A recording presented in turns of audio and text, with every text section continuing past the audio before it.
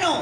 আপনাদের তো স্থানীয় নির্বাচন করার কোনো দায়িত্ব নাই এবং কোনোদিন এটা করতে পারেন না।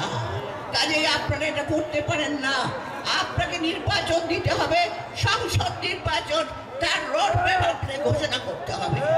আর যে বৈষম্য ছাত্র আন্দোলনের নেতা, তাদেরকে আমরা এখনো স্যালুট জানাই, এখনো তাদেরকে স্যালুট করি। শুধু তাদেরকেও বলি, আপনারা দল করবেন, সরকার থেকে বের হয়ে দল করুন, নির্বাচনে আসুন।